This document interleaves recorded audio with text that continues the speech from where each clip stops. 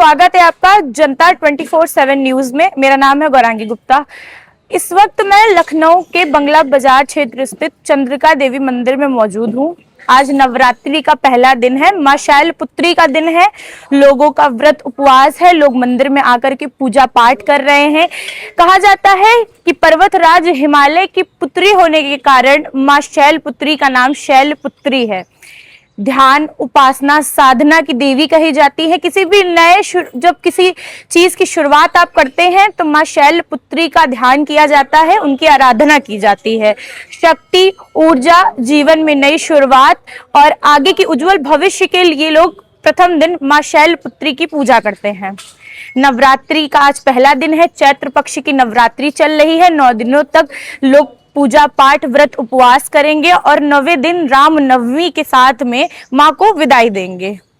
आइए हम पुजारी जी से जानेंगे कि इस मंदिर का क्या इतिहास है और किस तरीके से लोग यहाँ पर जो आते हैं उनके मन में जो आस्था और जो भावना की एक गंगा बहती है उसे यहाँ पर लोग किस तरीके से मां के सामने दिखाते हैं।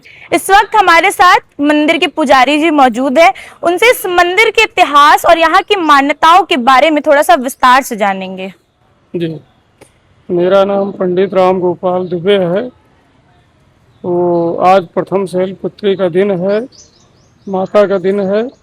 भक्त लोग सुबह से आ रहे हैं, साथ चढ़वा रहे हैं, प्रसाद लेके भी जा रहे हैं। और ये बहुत प्राचीन मंदिर है, सिद्धपीठी भी है।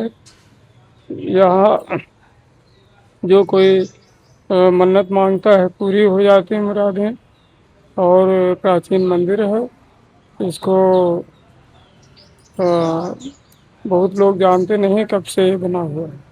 अच्छा, नवरात्रि में जैसे लोग व्रत अनुष्ठान करते हैं तो आजकल अलग अलग जैसे लोग हर किसी पंडितों से बात करते हैं या आजकल सोशल मीडिया पर लोग देखते हैं कि किस तरीके से व्रत करें। जो हमारे नौजवान युवक आ रहे हैं उनके अंदर भक्ति भाव तो बहुत है, पर वो कहीं ना सही मार्ग नहीं समझ पाते हैं कि किस तरीके से व्रत उपवास करना चाहिए, किस तरीके से आराधना, ध्यान, पूजन करना चाहिए। तो थोड़ा सा आप बताइए कि नवरात्रि में व्रत किस तरीके से पालन करना चाहिए, क्या पूजा की विधि होनी चाहिए, क्या सामग्री होनी चाहिए जो आम तरीके में लोगों को करनी चाहिए माता के प्रसन्नता के लिए भी और अपने मन की शांति के लिए भी। फूल माला प्रसाद इस माता जी को चढ़ता है।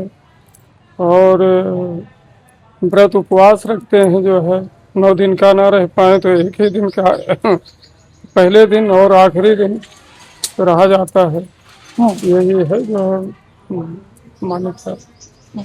बहुत बहुत धन्यवाद। जिस तरीके से आपने जाना कि व्रत जो किया जाता है, व्रत सिर्फ एक धार्मिक भावना ही नहीं है, अपने आराध्य को प्रसन्न करने के लिए व्रत का साइंटिफिक रीजन भी है। कहा जाता है कि हर हफ्ते में एक बार या 15 दिन में एक बार आपको एक व्रत जरूर करना चाहिए। जैसे लोग आजकल डाइट में इंटरमिटेंट फास्टिंग करते हैं, 16 घंटे 18 घंटे भूखे रहते हैं अपने शरीर को स्वस्थ रखने के लिए, उसी तरीके से वेदों पुराणों में वैदिक काल से व्रत का जो एक महत्व है वो इसीलिए बताया गया है।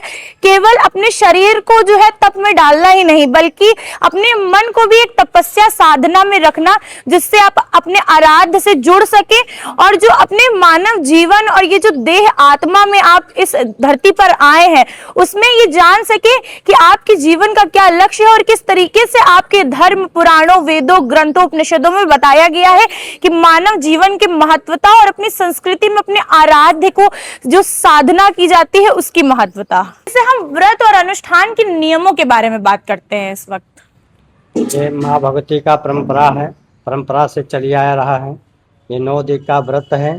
जैसे प्रथम शैलपुत्री चा, द्वितीयम ब्रह्मचारिणी, तृतीयम चंद्र घंटे थी, कुष्मांडे, चतुर्युगम। यानी ये देवी जी का जो है प्रथम से व्रत प्रथम ब्रह्मचारिणी जी का है।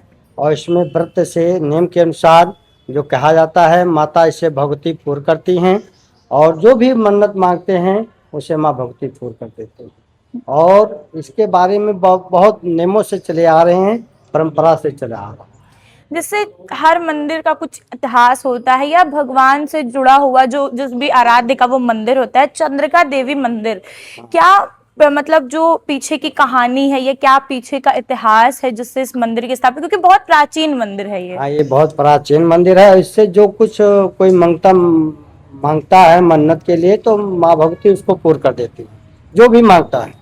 यहाँ से कोई खाली हाथ नहीं जाता। जो भी मांगता है माँ भगवती उसे पूर्ण करती है, यानी श्रद्धा प्रेम भाव से। और जो अहंकारी आते हैं वो आते हैं, मत्था टेकते हैं, उससे चले जाते हैं, उससे सब कुछ नहीं होता है। लेकिन जो दिल से मांगता है उसे माँ भगवती पूर्ण कर देती है।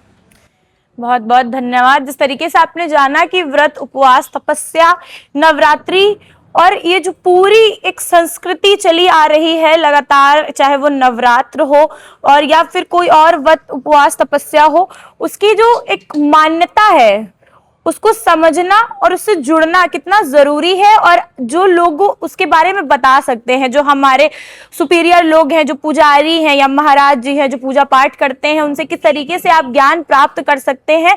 लगातार इस तरीके की तमाम अपडेट्स हम आपको देते रहेंगे। नवरात्रि के हर एक दिन हम आपको अलग अलग मंदिरों और वहां की मान्यताओं और वहां के जिस तरीके से पूजा पाठ, आराधना करने की जो पद्धति है उससे हम आपको अवगत कराते रहेंगे। धन्यवाद।